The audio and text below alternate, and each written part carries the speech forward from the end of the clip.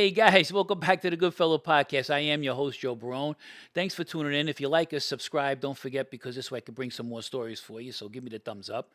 Don't forget about the Patreon channel where I got some extra content that I don't really like showing on air and stuff. I got some movie reviews, as people have asked me. That's really good. And don't forget to check out our shop, which is I have Goodfellow memorabilia like shirts and cups and stuff like that, hats. So you see what you like on there. Check it out. It's worth it. Also, don't forget about the new program of the show, which is the Ask Joe. Okay, so you can ask me about my personal life, how I got started, the wise guy life, what am I doing now. If I'm able to answer it, I definitely will. Well, anyways, without further ado, we have a guest on, a real boss from Massachusetts. Anyways, Anthony Arillotta, a really good guy from the Genevese crime family, a family that I started with first. Anyways, without further ado, I'm going to bring on Anthony. Thanks. Hey guys, thanks for tuning back again on the Goodfellow Podcast. It's my pleasure to introduce someone I just meeting for the first time, Anthony Arillotta from Boston. Anthony, introduce yourself to my viewers, please, and you can give us a little bit of tell us about yourself a little bit. Yeah, so Joe, nice meeting you too. I'm actually from Springfield, Massachusetts. It's There about, you go. and I grew up in Springfield. There was a large Italian community, a lot of immigrants throughout the years, 1900 all the way up. And as we know, the Mafia was organized crime. Mafia was a huge existence amongst Italians. And growing up at my age, you weren't going to escape that, especially if you were a wild kid growing up like I was. And eventually I started, getting involved with the local mafia, Western Mass, Connecticut. We're about 2 hours from the city, New York. And okay, that's not bad. Western Mass is a faction of the Genevese crime family. So the Genevese crime family outside of New York, I know they got a faction in Jersey and Florida. Yeah. They also got one in Springfield, Mass, Western Mass, Connecticut, Worcester, Mass, which is central, and throughout Connecticut, Hartford, New Haven, going up through that way, you see Genevese family with other families also in Connecticut. Right. How close are you to Beverly? In Mass? Yeah, because I had a great uncle that lived up there. Yeah, probably an hour and a half. Okay. Yeah. So yeah, it's about 3 hours from New York. They said, yeah. So one thing I liked about you is you were really kind of earning your own money in the street before you even really hooked up with the wise guys. I mean, I know you were around them. Obviously, what are we gonna do? You fought like in the street, like I did. We had no choice back in those days, and right. So we earned a little bit of a rep. You know what I mean? Let's face it. But you were earning your own money pretty much before you got with the wise guys, right? I was, and I always say this. I came out of state prison at a young age, 21, 22 years. I went to state prison for a shooting case, and I learned a lot at that young age because I was around, serious men, guys that were doing life, could never come home. A lot of organized crime criminals, and I got taught, a lot. Besides being taught by the local mobsters and the organized crime guys, I got taught, being stuck in prison with them. So when I came, I really excelled making money on the streets, doing my own thing. Back then too, the mafia is not going to let a talented guy that can make money and is capable of violence get away. So they're going to want to put your club. They want to pull you with them, yeah. Yeah, but I maneuvered pretty good where I made lots of money without having to give up any of my money, because they weren't involved with drugs, and I was heavily involved in the marijuana business. Okay. A lot of maybe in New York, they got more directly involved in the drugs, from the stories I hear. But the Genevese family was strictly against it. Even, when I got made, they told me if I deal in drugs and counterfeit money, I'd forfeit my life. So, they took that serious. You remember back in the days, Lucky Luciano and all those guys, because I know you mentioned them, so you know some history, obviously, like we all do. We all get it from our guys. They used to deal drugs back in those days. It was heroin back then.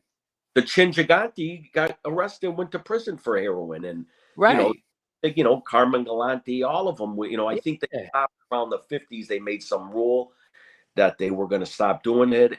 But, a lot of them didn't. A lot of them stayed, remember the Pizza Connection in the 80s? Yeah. And, Yeah, I mean, you got to be nuts to be a criminal group and not be involved in a lucrative business as drugs. Especially like cocaine. It ain't like it was today. Back then, it was a party drug. Now they're putting the Right. fentanyl in it. They're killing kids. But back then, people Yeah. would like to sniff a little coke and get high and Yeah. party, Studio 54, all that shit. Yeah. You know, Yeah. a bad thing. It was for the rich. Cocaine, and then they started mixing it with that crack and. You remember Studio 54? You're about what, 7? I'm 63 years old, so you're about 7 years younger than me, I think. Yeah, So you remember it back then? just like hearing about it, and I never was there. Yeah, And yeah. stories, and those were some wild times, though. Yeah, there was a real party. And I mean, even me, I partied, I snorted a little coke here and there, but very short time, maybe about a month.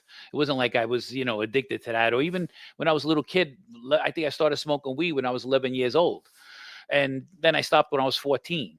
So, it was Right? just something because of my Yeah, lifestyle, and that kind of stuff. My parents had a turmoil relationship, but that's a whole nother story. But yeah, because your story reminded me a little bit about Dominick's, my friend Dominick Cicale, yep. because he was making money in the street too. But Mm. then once he went away, I guess they saw a lot of potential with him, as they did you. And then of course, they want a guy like somebody who's an earner. You know what I mean?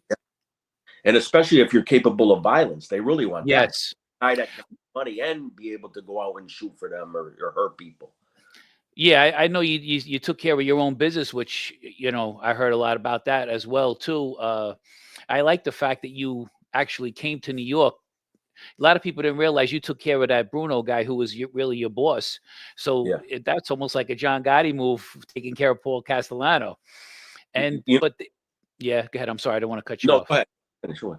Yeah, so they've been doing that. Like a lot of people think that nobody got rid of the bosses back then, but they did. Yeah.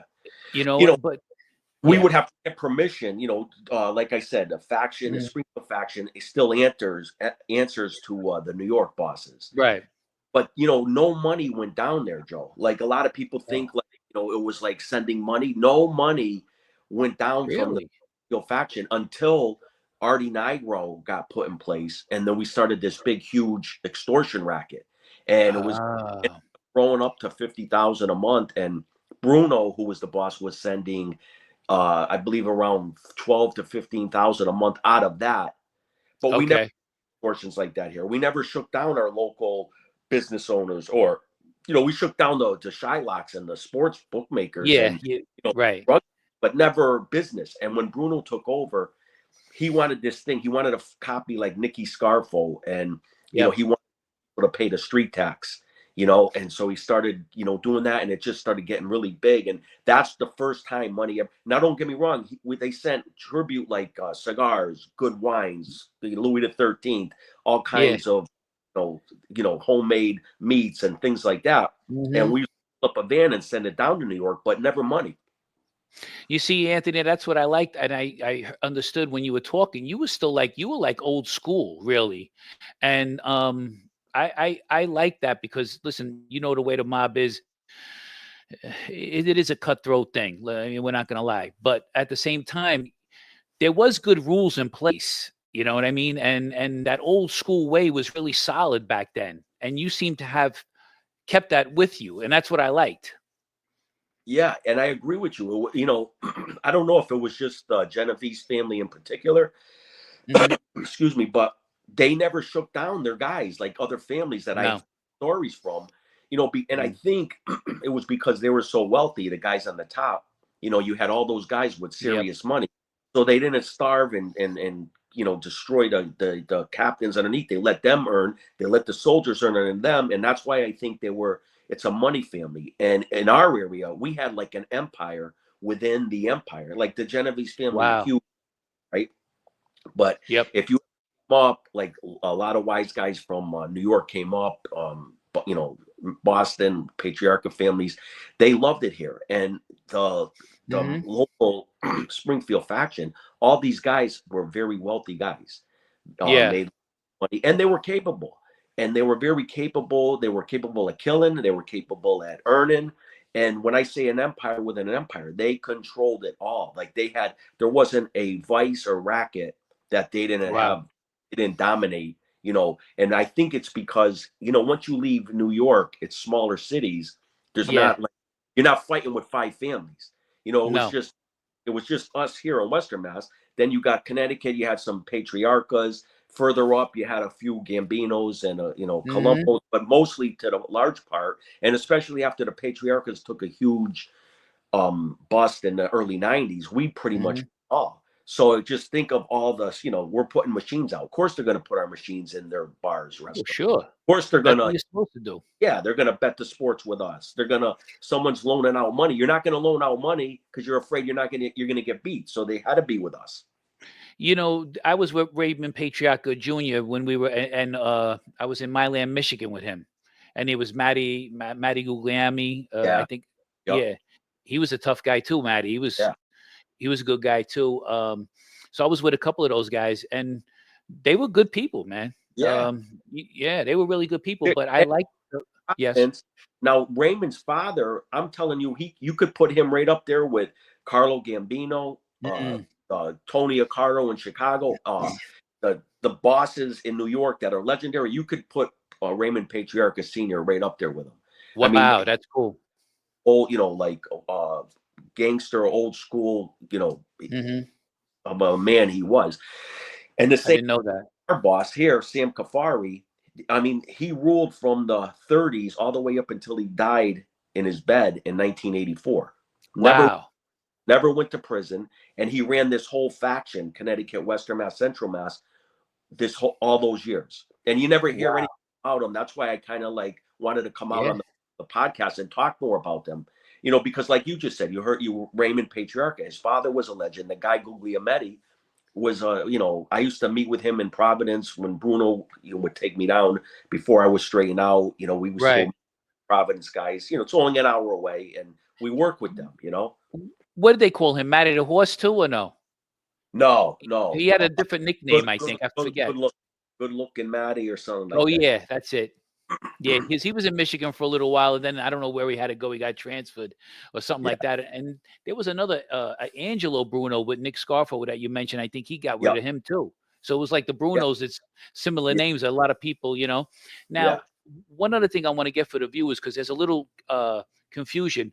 Some people they said you were the boss. Sometimes it says that you were a captain or whatever. But let the viewers know exactly what you were up there, because I think it's important for them to know. Yeah. So outside of New York, you got factions. So there would be, and we're 2 hours away. So, in the whole Genevese crime family, like Big Nose Sam Kafari, who I told you ruled for 40 years, he was a boss. When you read all kinds of articles about him, when your FBI's coming after him, reputed mafia boss, Sam Kafari, reputed mafia boss. You hear that all about the guys that took over. After Sam, it was Skyball Shibelli. After him, it was his brother Babbage Shibelli. After him, it was Anthony DeLabo. After him, it was Al Bruno. After him, it was me. They label us as bosses. In our area, we're a boss. We're a captain in the family. As far, you could say it's a captain, but probably like more of a high-ranking captain because you have territory. So you don't have to answer to nobody. This is all of ours, that's why I said it made it so lucrative, is that we didn't have to answer to nobody. And we got New York, one of the biggest families behind us. So in the overall schemes, yes, if you Google and you read all the things and what I got charged with, I was a boss of the the best way to say it is I was the boss of the Springfield faction of the Genevese crime family. Okay, that's better. Yes. What you could say. Yeah, but see, the way you explained it makes a lot of sense now. But still, to me, here as a captain, like my captain was Dominick, he is still my boss. And to me, when you're a captain, you got a crew underneath you.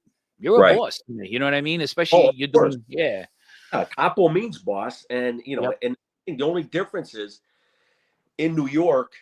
I mean, the Bonannos must have had 20 captains, so you're all bosses in your own little crews. Outside New York, the territory that existed was large. We had all of Connecticut, Central Mass, Western Mass, huge territories. And again, we didn't have to answer to nobody. So think about that. Just picture your crew. You answer the Dominick. Now take your crew outside New York, and you're not dealing with no more, every two streets away there's a beef. This guy Lucchese's, Yep.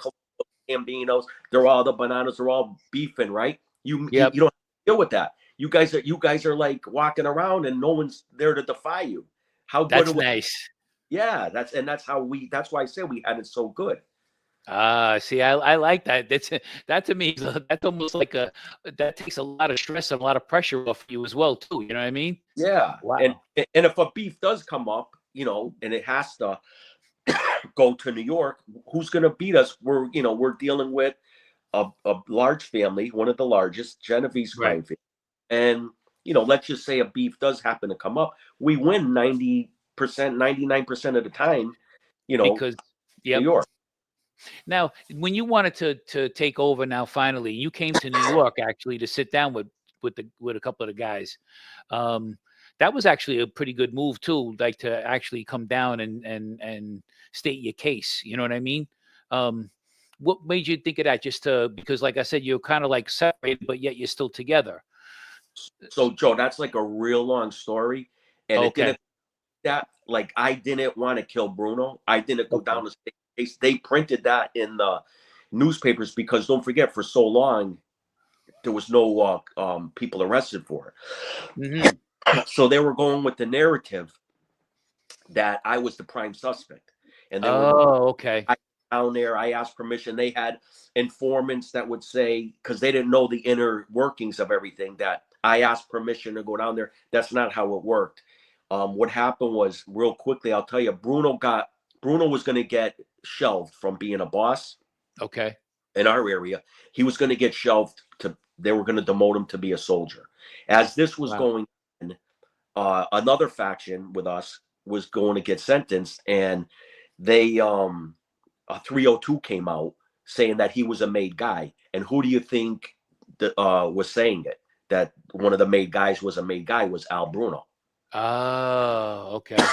So what happened was there was a greedy, like I said, the greedy faction down there when Artie Nigro, sure you know Artie. Yep, I heard the name. Dominick knows him. When he took over and they made him to be a boss, he should have never been in that position to be a boss. What happened, Ernie Muscarello went to prison and he wanted Artie there. So they took Artie as a soldier and put him as boss. And then he had this piece of garbage around him named John Bologna. John Bologna was an informant since the 90s, even way before. I don't know if you know him, John Bologna. I know that. Brown Fiala. He used to be his driver for Jimmy. Yeah, okay. For the garbage business for the Gambinos, and they chased him. They said he was an informant. So what they did was he ended up coming around Artie, and then between them two, that was destruction of everything in our area because now they started trying to siphon the money from made guys and they were looking at demote Bruno. Once this paper came out, they used that as the tool to get rid of him. And the Genovese, I get it. Yeah, so the Genevese, like I'm a cousins with Bruno. Like I didn't want to see him get murdered. As far he was a gangster, he was a killer, he killed other people. That's the life we got into. He knew it. If he had to kill, he would kill me. I wasn't directly given the order at first. Okay. It wasn't my motive. The only reason I got involved in the murder was because the murder got put out. Artie gave it to Felix Tranghese, who was another made guy. He wasn't capable of getting the murder done. So I got called to New York, and that's when Artie asked me if I knew what was going on, asked me what was going on. I pretended I didn't know, because you're not supposed to know about the murder. You know that. You're not supposed to know. No. I mean, if you get told to kill someone, you're not going to tell anybody for two reasons. You don't want to get put, other people to know that you're going to that can put you away for life. So I wasn't even supposed to know about it. Wow. And then, but this guy Felix wasn't capable of doing it. So they called me down to New York and they said, get involved. And, okay, that's how it happened. I was wondering because, I'm glad you cleared that up because I didn't even really kind of get the whole thing. But that was really good that you cleared that up for it's supposed to be a long story. But thanks, Anthony. Yeah. This way everybody understands, Yeah. And when I say it could be a long story, believe me, it could be a long story. I'm sure. They took them, they robbed them for $250,000. When did you ever hear of a boss, Artie, robbing another boss for $250,000? Then they were borrowing money. They had guys borrowing money down in Florida off Bruno. So they were making a sucker out of them before that paperwork even came out. Okay, see, yeah, that makes a lot of sense. But I never heard of a boss robbing a boss. Never. Yeah. It was like, it was bad stuff. If that paper don't come out, Artie's in trouble. Yep. Now, how do you find life? These glasses, I can't see that far in distance. But can you see my face good enough? I don't want you to think. I don't want to disrespect. You know what I mean? No, I see you good. It's our first meeting and stuff. I don't want. You know what I mean? Yeah. Just, No. They look okay, thanks. But how do you find life after now? I mean, you're still up in your own neighborhood, really. You know, I mean, and nobody bothers you. I mean, and are your parents still alive, if you don't mind me asking? Yeah. So my father passed away when I was doing a state prison sentence in 07. Sorry to hear that. And in a state, thank you. And my mother actually, I came back home, and if I didn't, my family, I pretty much saved my family from coming back home. Okay. And so my mother lives with me now. She would have lost the house. I ended up buying the house and taking it over. Okay. And my son lives with me. And so it's, yeah, so it's a great time. We went through a lot going, the part, you're going to get out of that life and how you're going to leave it. And, with everything that happens, you think nothing could ever be good again. And you know what? It can be better than it, and that's the route that's the mindset you have to, take. And that's exactly what it is. It's becoming better now. I rather quality than quantity. So I got quality friendships today and quality people around me, as before when you had, dozens everywhere you went, all fake wannabes, just being around you because of something that, maybe they can, because of who you were or some type of, they could feed off, and so, yeah, everything is good. You can still make a lot of money. If you're an intelligent guy, you can make money. You don't need the mafia to make the money, No. So guys like us, we go on and we continue to thrive in life. And, the other guys, we call them the haters or the wannabes that could never make any money. They're still doing the same things, hating and something in life. Always saying they're coming out with something new and, they're coming out with this and I'm going to be doing that and I'm coming with this. It's all talk. They don't they don't make no money. They don't know how to make any money. They pretend. Yeah, they pretend. They hope somebody may want to try to get involved or maybe get some investor to back them. And no one's going to back them because they got nothing to put up. They have no to reciprocate, Yeah, they have nothing about their own self-worth. Even Mike Tyson, I saw an interview with him. What a great interview. He's a lot smarter than a lot of people give him credit for. With who? Who'd you do it with? Mike Tyson. Oh, okay. Yeah, I got yeah. Yeah, and I met Mike Tyson years ago. He was younger back in those days at one of the clubs in Manhattan and everything like this. He was as strong as they said he was, too. I shook his hand. I hit him in the back like a little bit to say what's up, and he didn't even move. It was like hitting a steel wall. And but there was a couple of interviews I seen with him. The guy's really intelligent, Really? Yeah. But he still can sell himself too because he was a moneymaker until this fight situation. But if he walked away from 20 million, he still got it. Whatever, you know what I mean? Yeah. Well, he figured it out because whether that fight was a fake, it was this and that. The bottom line is he walked out of there with a lot of money. I would go do it. I would fight the both of them right now. For 10. Yeah, exactly. Well, I'll do it for 5 because I know I'm going to get beat up, but that's okay. Yeah, knock us out. Who cares? Yeah, it wouldn't be the first time I ever took a punch. You know what I mean? Oh my God! So just a couple more things, Anthony. I don't want to always keep you too long, but so like I said, the future for you, like more or less. I mean, it looks like you're going in the right direction. You look like you're calm as anything. You look happy. You thank God you got your son, you got your mom with you. So, I mean, looks like the future is bright for you. You know what I mean? Which I'm happy about. I don't know if there's anything you want to tell the viewers about something you're doing or something maybe people would want to look at, Yeah. Thank you for the compliments. I almost, yesterday I was out Friday night and I started getting, I don't know, the little bug or whatever. And I came home late Friday. I was in bed all day yesterday. Wow, I could hear the cough. Yeah. Yeah. So all day yesterday, I didn't, first time probably in years, I never left my bed all day. And wow. And today, I started drinking. I'm into the health big time, so I put the Celtic salt for the electrolytes in your water with the hydrogen bottle, all that stuff. I have So, it too. I bought it from Amazon.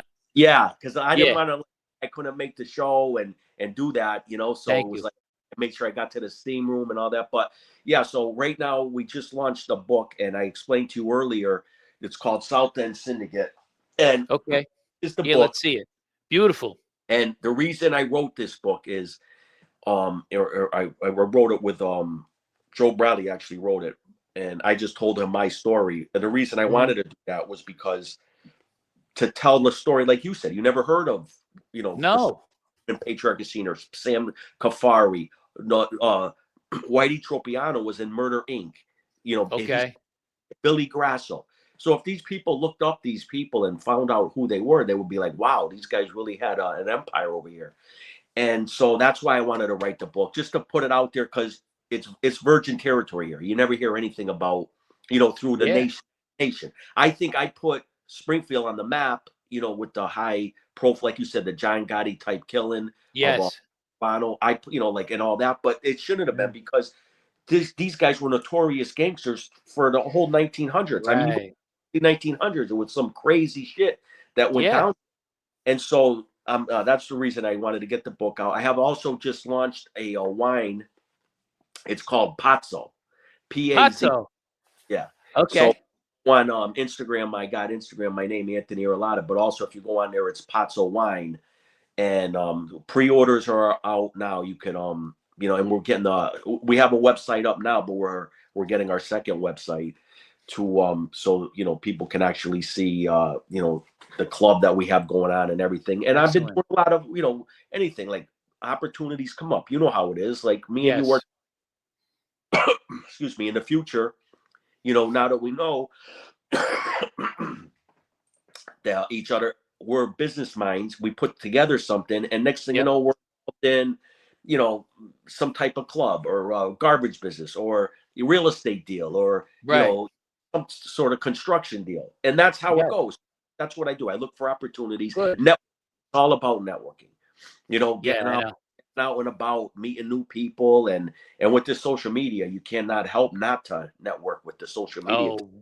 Without a doubt. When I got on here too, a lot of people wanted me to start selling the wine for them and do whatever I have to do, and I'm all willing to do all of that stuff too. This is, and I'm going to try your wine. Believe me, I'm going to try that because Dominick got the EG vodka. I tried that. Wow, what a vodka! I couldn't believe it. Because he always got his hands in a lot of things like yourself and like myself too. Listen, it's always a hustle. You know that. Yeah.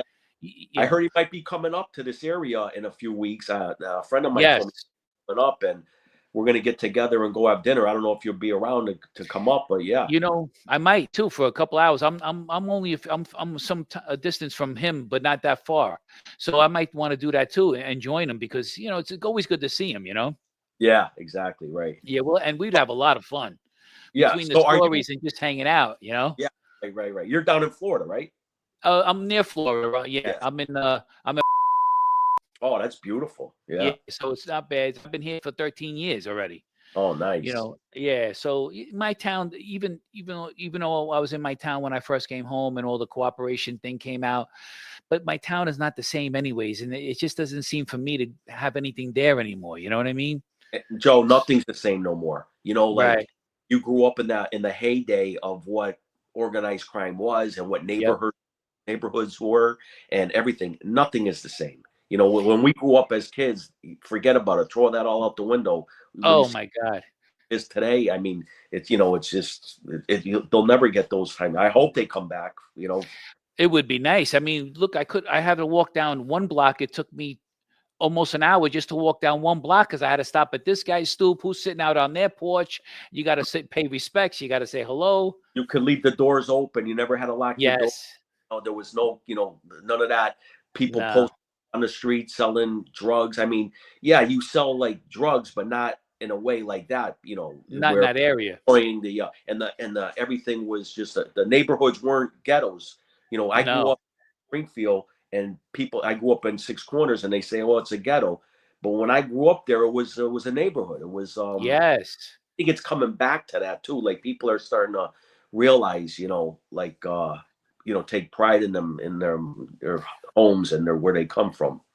Well, in Harlem, and it was supposed to be all blacks. It was low. It was like they said, "Oh, don't go there." It was scary. Now Harlem is Yeah. they have it. Yeah, they call it South Manhattan now because Yep. they don't even call it Harlem. I can't call it that, but they have yuppie people going there, doctors' offices. I was involved with some construction projects, revamping and refurbishing all the apartment buildings for offices. So that completely changed too. So, Yeah. it's nice when you see things turn around and build back up. You know what I mean? Yeah, and they're starting. I think with like in Boston, the same thing. I used to go to South Boston in the '90s. They had Mhm. projects there. The houses were the same houses that I went to back then were for 100,000 are worth 2 million today. A million, Yeah, something here there was when I used to live in the city. I lived in Manhattan called the Flatiron District. So as I would drive down there, these apartment buildings, you couldn't buy them for 200,000. They were junk. Now they're over 1,500,000. Oh yeah. If I knew, I would have bought 10 of them. Oh, I Because know. that money was, our money was easy. And if Yeah, I was a little smarter to make more investments, I would have. You know what I mean? But absolutely. that is what it is. Yeah, I mean, we took our, we chose our lives. Prison Yeah. kind of interrupted us, and we kind of Yep. like with me actually, it did because I had a lot of legitimate deals in real Yep. estate, I mean, huge deals. But when I did come home in 17, if you the market was you still could have bought good if you bought real Yes. prior to Yep. COVID, there was the same, like you could buy a 30 unit building and you would be paying like say 100,000 per unit, maybe Right. less. Now try to get that 30 unit building and they're up to like over 200,000 per unit for Well, the and same. that's still yeah, and that's 17 years later. I mean, 13 years later from when you came home. So that was still No, a good investment, no? in 17 I came home. Yeah, 2017. So now 25. So that's Yeah, about 13 years ago. So that's no, still pretty good, right? yeah, Good, no, good. Yeah. yeah, yeah, absolutely. Yeah. So listen, like you said, we're products of our environment, but thank God we had a little bit of, you know what Yeah, I mean? Because I absolutely. think you probably got that from your dad. He had the fruit store, vegetable store, whatever it was. He got the fruit and produce. He was like Yeah. one of the largest small businesses in our area. He was doing like 70, 80,000 back in the 70s and all Wow, cash. So as a little kid, that's good I'm money. helping him, put all the money together in Right. $20,000 wraps, the money be all over the bed. So I was around money since I've been 5 years old, helping him. And he was one of the biggest wine grape distributors. That's why I'm proud to Wow. wine business because we made Smart. your family made your own wine too. It's like that was like a culture. Italian Yeah. makes their own wine and everything. So I was drinking homemade wine since I've been 5 years old. Oh, My yeah, yep, yeah, and we kept the barrel because the barrel you use the same and then we used to have our own vinegar too, and my grandfather used to make the yeah, pig knuckles in the vinegar juice. exactly. Well, the wine ends up turning to the vinegar, and Yes, exactly. everything, and now you got to and it Wait, makes hold on. it's the best on the salad though. I love that. Oh my God, Anthony, my lips would turn white from eating the salad because the vinegar was so strong, because I Yeah, love the taste of yeah, it though, and yeah. that balsamic vinegar doesn't shine a candle to that vinegar. Oh my God, no way, not that vinegar. No. That's the red wine vinegar. Oh That's my God, yeah, onion. that's real shit, yep. Oh yeah. But so, anyways, Anthony, listen, I hope you feel better too with your cold and everything. I can't thank you enough for coming on. It's really a pleasure meeting you. I hope I can come with Dominic. I'll actually call him and see when he's going to go, and maybe we can all bump into each other. That would be great. But Yeah, I wish, yep, and I wish you all the best with everything too. And maybe sure. we could do something in the future. You never know. Absolutely. I wish you all the best. A pleasure meeting you. Like I Same said, here. show you've got a great show. I seen your Yep. podcast. You have a great story as well. And it was a pleasure meeting you. And if you want to do something again in the future, I'll come back on or whatever. You let me know. Yeah. Thank you, Anthony. You take care of yourself. Hey, get better soon. All right. Yeah, you can tell, right? Yeah. Get well. Yeah, but at least I made it though. I didn't cancel. Yeah, thank you. That was big. I appreciate it. Yeah. And All right. um so yeah, and Dominic's got my information too. If you ever want to reach out or whatever, feel free to Okay. reach. Appreciate it, Anthony. You take care of yourself. All right. Good talking with you, Joe. You have a good Same day. here. Yeah. You as well.